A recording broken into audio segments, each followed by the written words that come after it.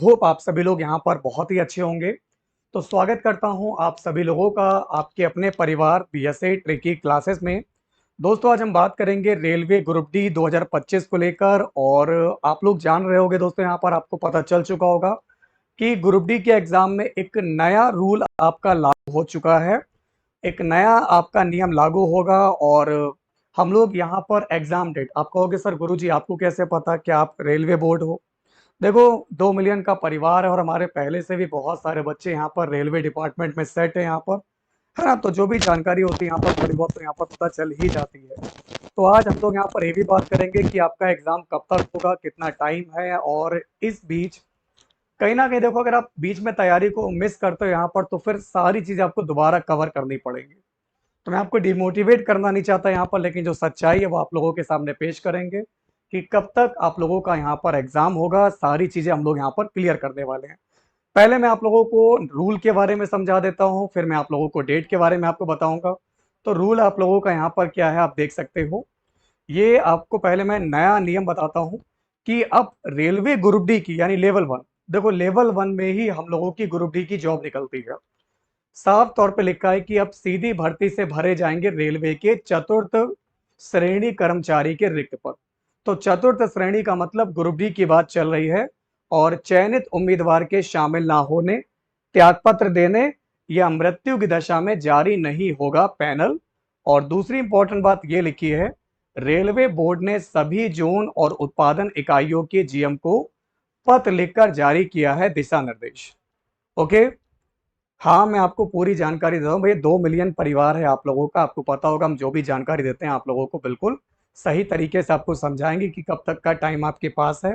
आपको डिमोटिवेट नहीं होना और इस बीच मैं आपको डेली बेस पर एक प्रैक्टिस पेपर प्रोवाइड कराऊंगा जिससे कि आप लोग तैयारी को मजबूत कर सकें। तो 100 बात की एक बात, इसमें जो आपका लिखा हुआ है अभी तक दोस्तों क्या होता था, सीधी भर्ती पहले भी होती थी अब भी होगी, लेकिन इस नया नियम का बात यह है, पहले दोस्तों यहाँ पर क्या होता था, जैसे बीटेक वाले बच्चे यहाँ पर हैं, फॉर्म भरते थे दोस्तों, पूरी की पूरी ज्वाइनिंग ले लेते थे यहाँ पर, लेकिन अंतिम तौर पे क्या होता था यहाँ पर, है ना, लास्ट में वो लोग यहाँ पर इस नौकरी को छोड़ देते थे। तो कहीं ना कहीं आप जैसे जो उम्मीदवार दोस्तों, जो व्यक्ति होते थे जो सिर्फ बचपन से लेकर आज तक कहते हैं कि मैं कमजोर हूं, तैयारी नहीं कर सकता और किसी बड़े एग्जाम की, तो ऐसे में ग्रुप डी उनके लिए किसी भगवान से कम नहीं है।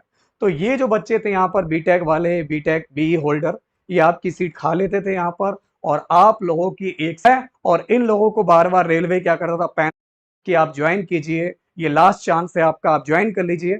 लेकिन कहीं ना कहीं वहां से जवाब नहीं मिलता था, और अगर जवाब मिलता भी था दोस्तों यहाँ पर तो 2-3 साल उसमें बर्बाद हो जाते थे। क्योंकि अब रेलवे की दोस्तों यहाँ पर हर साल वैकेंसी आनी है। तो जैसा कि आप सभी लोग यहाँ पर जानते होंगे, क्योंकि अब रेलवे की हर साल वैकेंसी आनी है, तो रेलवे बोर्ड के जो आप लोगों के यहाँ पर जीएम है, इन्होंने यहाँ पर साफ तौर पे किया है कि अब अगर कोई भी व्यक्ति की मृत्यु होती है या कोई व्यक्ति यहाँ पर त्यागपत्र देता है या अगर व्यक्ति जो है यहाँ पर पैनल में जो है शामिल नहीं होता है, तो उनकी पोस्ट को खाली रखकर जो है आपके अगले साल वाली वैकेंसी में उसको जोड़ दिया जाएगा। ये पहली बात है और ये कहीं ना कहीं आपका नियम अच्छा है। अभी दोस्तों रेलवे ने एक नोटिस जारी किया है लोको पायलट का, ये भी मैं आपको समझाना चाहता हूं। देखो एक नोटिस आप लोगों का वायरल हुआ था एग्जाम डेट को लेकर, जो आप लोगों ने फेक कहा था यहाँ पर। तो अब जरा उस नोटिस को देखिए जिसमें ग्रुप डी की डेट आई थी। इन लोगों के मुताबिक ग्रुप डी की जो डेट थी यहाँ पर वो कब की थी आप लोगों की, 26 जुलाई को थी। लेकिन अब दोस्तों यहाँ पर कहीं से कहीं तक आपका एग्जाम 26 जुलाई को कोई भी पॉसिबिलिटी नहीं है। क्यों?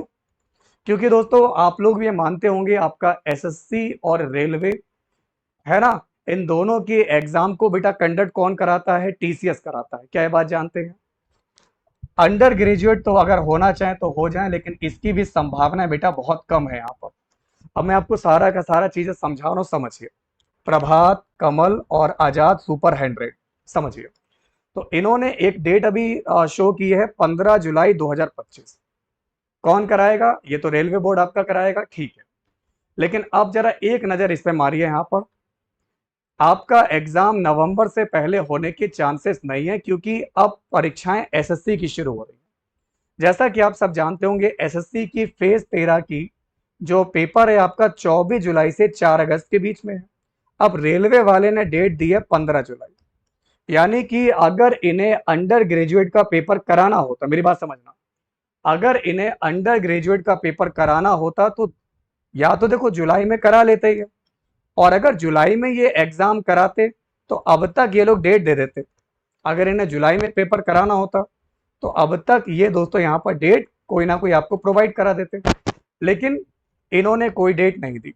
और आपने एक चीज देखी होगी, जब भी पेपर की डेट आई है तो 20 से 25 दिन पढ़ने के लिए, रिवीजन करने के लिए मिल जाते हैं। क्या ये बात से सहमत हैं आप लोग? क्या आप इस बात से सहमत हैं? अब कहीं ना कहीं एसएससी और रेलवे, इनके पेपर कभी भी साथ में नहीं पढ़ते। अगर रेलवे पेपर करा रहा है तो एसएससी पेपर नहीं कराता उस समय पे, और अगर एसएससी पेपर कंडक्ट करा रहा है उस बीच रेलवे अपना एग्जाम नहीं कराता है। तो देखो 24 जुलाई से 4 अगस्त तक तो कोई पैनल खाली नहीं कि आपका एग्जाम रेलवे कराए, क्योंकि यही कराएंगे। और अगर टीसीएस नहीं कराता तो टीसीएस के आधार पे कोई ना कोई कंपनी होगी जिसमें दोनों पेपर ओवरलैप नहीं करेंगे। क्या मेरी बात समझ पा रहे हैं आप लोग? उसके बाद देखो 4 अगस्त को खत्म होगा, 6 अगस्त से 11 अगस्त तक आपका स्टेनो का पेपर है, यहाँ भी टाइम नहीं है। इधर 11 अगस्त को अगर पेपर ये खत्म हुआ दोस्तों, तो 12 अगस्त को पेपर हो जाएगा कंबाइन हिंदी का, एक दिन ये चलेगा। 13 से लेकर 30 अगस्त तक सीजीएल का पेपर, क्योंकि अगर एसएससी की कोई बड़ी परीक्षा है, जैसे कि मेरे भाई आजाद, मेरे भाई समझने के लिए बहुत बहुत शुक्रिया घनश्याम सर जी। देखो जैसे सीजीएल एसएससी में है, एमटीएस है, और आप लोगों का सीएचएसएल, ये बड़े जो एग्जाम होते हैं कभी ओवरलैप नहीं करते यहाँ पर, या तो रेलवे होगा या एसएससी होगा। तो यानी कि ये भी टाइम आपका डेट फिक्स है, देखो 30 अगस्त तक। फिर देखो दिल्ली पुलिस का एसआई वाला जो पेपर है दरोगा का, 1 सितंबर से 6 सितंबर, इसकी डेट भी निर्धारित है। और जैसे 6 को ये पेपर खत्म होगा, 8 तारीख से 18 सितंबर तक आपका चलेगा 10+2 का पेपर। ये होता है एसएससी का इंटर लेवल का पेपर।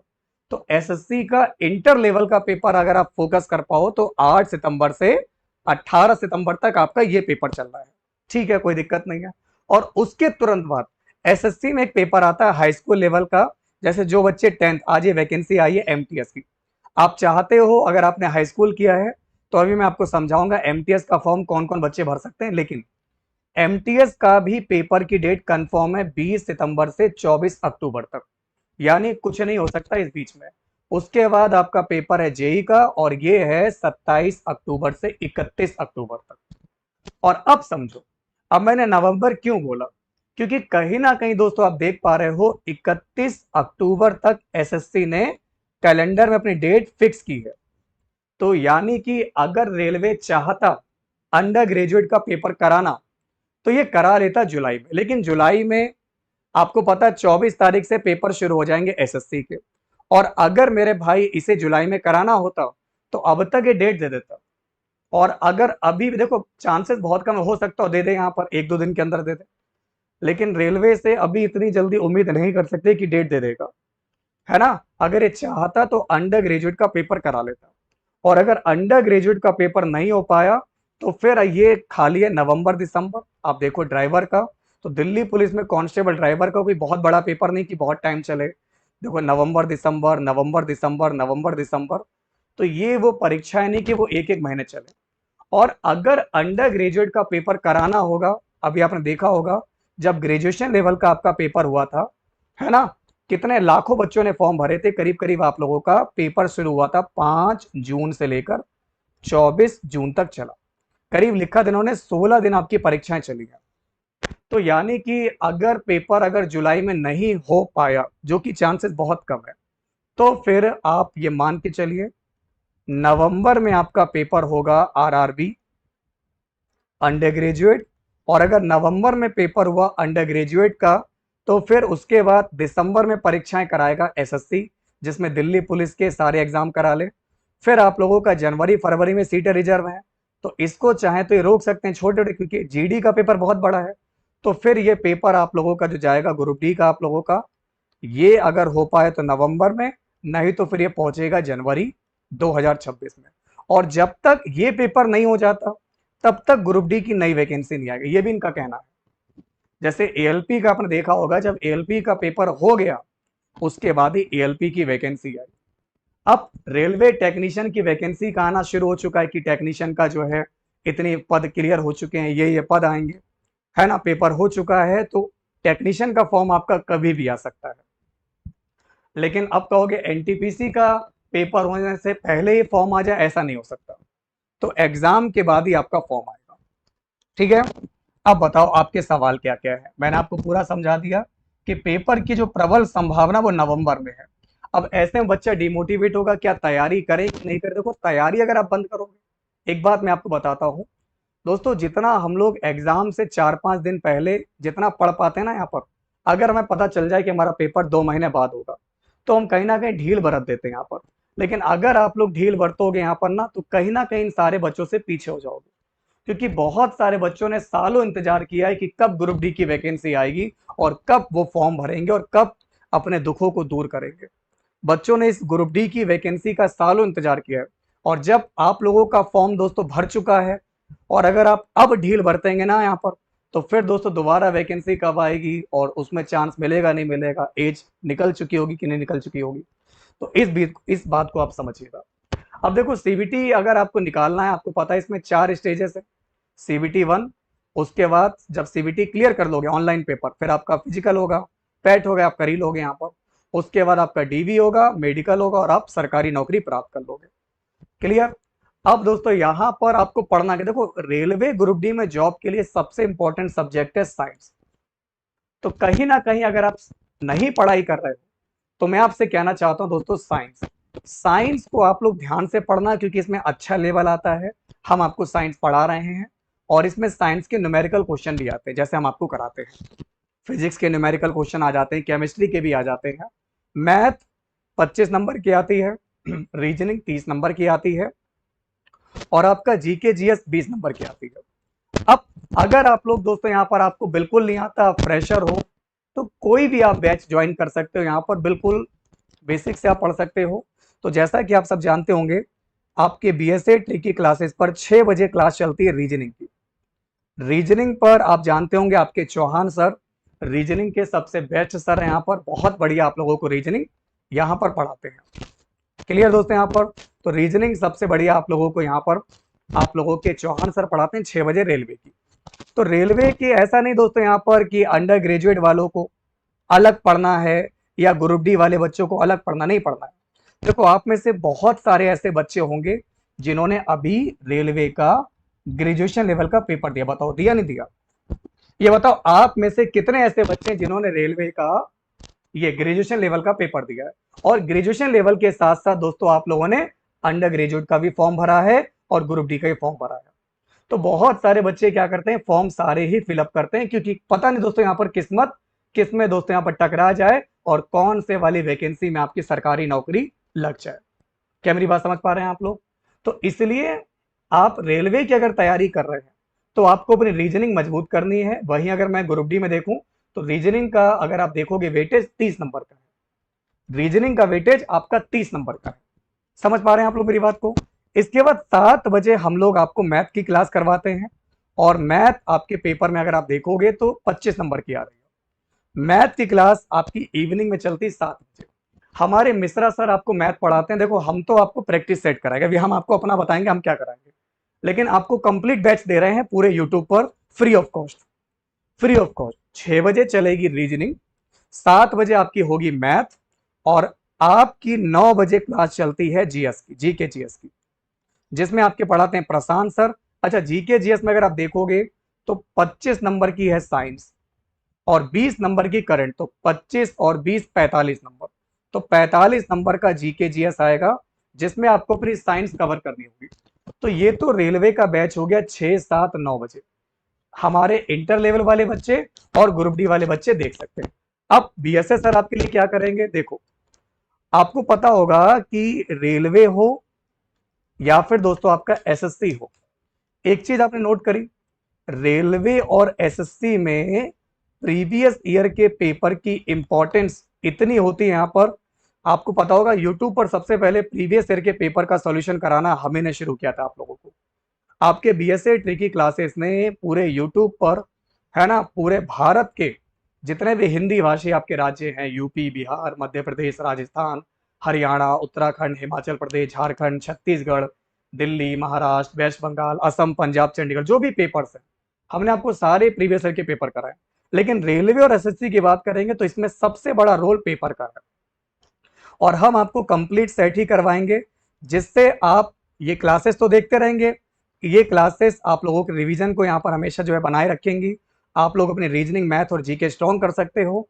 लेकिन पेपर में टाइम को कैसे मैनेज करना है, टाइम मैनेजमेंट, तो टाइम मैनेजमेंट बहुत जरूरी है, क्योंकि बहुत सारे बच्चों को मैथ के क्वेश्चन आते हैं लेकिन वो 90 मिनट के अंदर पूरा पेपर सॉल्व नहीं कर पाते हैं। तो टाइम मैनेजमेंट और 100 क्वेश्चन के जो सेट्स आपके होते हैं उसको हम आपको प्रोवाइड कराएंगे, जिसमें हम आपको जीके, करंट, मैथ, है ना, साइंस और आप लोगों की रीजनिंग, ये सब कंबाइन करके पढ़ाएंगे।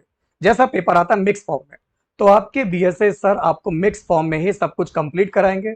अगर इस साल आपको सफल होना है दोस्तों, तो दुनिया की कोई ताकत आपको कामयाब होने से नहीं रोक सकती, अगर आप जब तक खुद ना चाहो। तो मेरे भाई, अगर आप रुकना नहीं चाहते तो दुनिया की कोई ताकत आपको रोक नहीं सकती, बस तुम पीछे मत हटना। तो मेहनत करते चलना, लगे रहना, बीएसए सर के साथ वादा कीजिए कि सर क्लास कोई मिस नहीं करेंगे।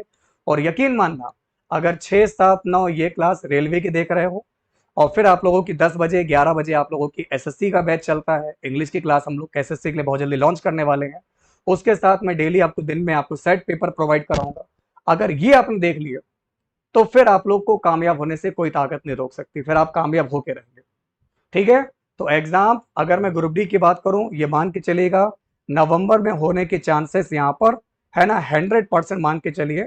और अगर इनको अंडर ग्रेजुएट लेवल का पेपर कराना है तो ये 1-2 दिन के अंदर एग्जाम डेट दे देंगे, और अगर नहीं दे पाएंगे तो ये पेपर भी आपका लास्ट में हो पाएगा। ठीक है। तो चलिए, खुद से कीजिए एक वादा, कामयाब होना है इस बार। और अगर आपको सक्सेसफुल होना है, कामयाब बनना है, तो अपने बीएसए सर के साथ बीएसए ट्रिकी क्लासेस को ज्वाइन कर लीजिएगा। और जो बच्चे नए हैं वो बीएसए सर के साथ बीएसए ट्रिकी क्लास का टेलीग्राम चैनल और अपना जो है व्हाट्सएप चैनल फॉलो करना ना भूले। सर एएलपी का एग्जाम जुलाई में ही होगा क्या, ये नोटिस? हाँ, ये तो सही है, ये तो अभी आया है यहाँ पर। ये नोटिस के बेस पे तो कह रहा हूँ कि अगर इन्हें कराना होता तो नोटिस में पहले यूज ही देते, जैसे वायरल नोटिस में दिया था।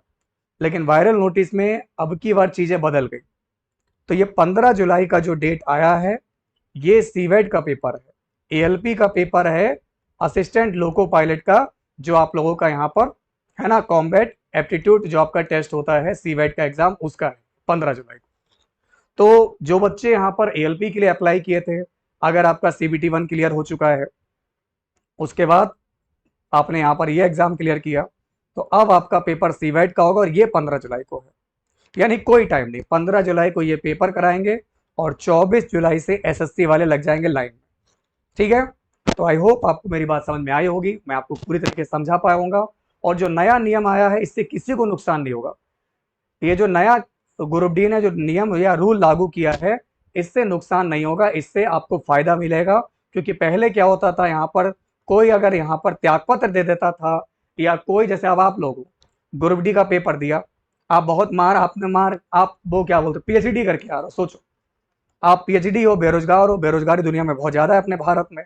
पीएचडी करके आपने ग्रुप डी का फॉर्म भरा और आपकी नौकरी लग गई, आपने एक बच्चे की सीट खराब कर दी, और आप ज्वाइनिंग नहीं कर रहे हो।